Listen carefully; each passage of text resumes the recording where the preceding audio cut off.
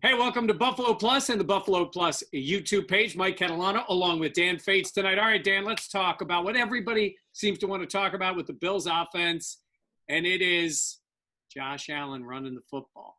Does he run it too much? Is he going to get hurt? Why can't he hold on to the ball? There's always an issue with Josh when he runs the ball. Yeah, and he ran in a touchdown, and then he fumbled it twice. So you take the good and the bad. This was Josh Allen yesterday, and this debate, of how many times did he hit. And the other thing was he didn't slide at all yesterday. I think that was something that concerned me because taking that extra shot, Mike, you've talked about it leading into the season. There's nobody that's more important to their team than Josh Allen. And if he's concussed, he's not going to be very helpful to this team, right? All right. But he can get hurt in the pocket. He got hurt in Houston in the pocket. He got hurt running against the Patriots. He's big and he's strong. I just think he's got to be smarter running the football. You're right. He's got to slide. He's also got to protect the ball more. I guess I'm not as worried about injury as I am about him doing the wrong thing with the ball. And he didn't take a big hit yesterday. He just lost the ball. The one, it looked like it was the pitch out from the Houston game where he was trying to throw it to Dawson Knox. He just threw it right to the Jets. Like, come on, Josh, man. If you're going to run it, you got to hold on to the ball. But you're not concerned at all about injury. I didn't say I wasn't concerned at all. I'm saying is I think it's overstated a little bit with him running. Like, if I look at the Ravens, guess what? Lamar's going to run the ball, and he's effective. Now, he didn't have to as much yesterday, and he threw it, and he destroyed the Browns. But you look around the league, I watched Carson Wentz take a beating in the pocket, trying to run around in the pocket yesterday. I'm not saying it makes you safe running the football, but if Josh becomes a little smarter when he's running the ball, protecting it and getting down, I think it's such a weapon for them. They're going to keep using it. Well, and it's absolutely a weapon because it opens up passing lanes, which is what Josh really needs to improve on. And we saw him throw the ball accurate, better for the most part yesterday. Yeah, everybody wants to make a point about the throw that he missed John Brown in the back of the end zone. Yeah, he missed that one, but he threw 26 other passes that were pretty good. And for him, over 70% completion percentage. I'm not as concerned as, like you said, it's holding on to the football. It's 24 fumbles in his 29 career games. That's a real issue. We talked about Devin Singletary possibly having fumble issues. Josh is having an issue hanging on to the football here. But you can't take it away from Josh. Like, that's who he is. And like you said, that's what makes Josh Allen so special, and that's what makes this Bills offense more dynamic. Now, do I want Josh running the ball a dozen times? Not really. I'd like to see Devin Singletary and Zach Moss get the ball a little more. Well, that's interesting because we see the option that he has, right? And that's what I asked Brian Daboll today, and he's like, it's Josh's call. He's basically putting the ball in the gut of Devin Singletary or Zach Moss and then pulling it back and running it. And there were times, again, from my view in the press box, the one time I'm looking right at it. And to me, from 1,000 yards away, it's like, why didn't you hand the ball off? There was a hole there. And he pulls it back and he runs.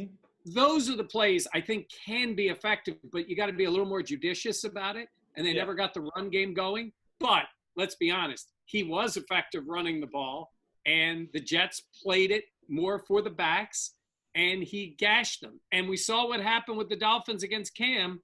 So guess what? He's going to run it in Miami too. And I thought it was great because you asked him pretty much on that read option, do you ever just tell him, like, give it? Like, okay, it's a read option, but you're giving it, or it's a read option and you're taking it. And I think that I'm not a complete analyst here on some of the breakdowns, but I think especially up top, like you're talking about, you're up higher than he is. I think you can see DNs cheat a little bit. I think you can give that advice from Brian Daboll being up top in the booth, being like, hey, they're cheating down on the running back. Pull it out. Or, hey, they're leaning on you. There's a hole there. Give it to them. So I think that's something to learn. I just thought the Bills offense was fun yesterday. It was a 2020 offense. It was a legitimate modern day offense that probably should have scored 40 points if it was. I mean, they left 20 points on the board easily with two chip shots short and field two goals. fumbles. Yeah, and the two fumbles just brutal. It didn't hurt you against the Jets, but it'll hurt you other ways. I love the fact that they spread the ball around, like 8 different receivers between the backs, the tight end, and all the wide receivers. And nobody was complaining about them going deep yesterday because they didn't really need to. He got off to a good start. He took what was there, and he made the play. Very similar to last year's opener against the Jets, where you're making plays and moving, and then Josh fumbled the ball. But they were able to come back a lot quicker and put the Jets away. But I do like that, more of an open offense. I like to see them spread it out. Somehow they survived without a fullback out there most of the time. They were still able to make plays. I know. But the Bills' offensive line was phenomenal. And I think that needs to be put. Josh had days to throw. Now, I understand some of them were just 3-man rushes from the Jets. I mean, they just weren't good. I get that. But I was really impressed by the way the entire offensive line. Josh was never really in too much duress. And if it was manageable for Josh to move in the pocket and set up to throw. Yeah, I like him when he rolls to the right. He looked down the field. Again, it's not what you would consider a deep ball, but it's not a check down either. I mean, he zipped the ball to Brown once about 17, 18 yards down the field. On a comebacker, yeah. Same thing with Diggs. So he threw the ball well. He ran it 14 times. I think you broke it down, the amount of plays, right?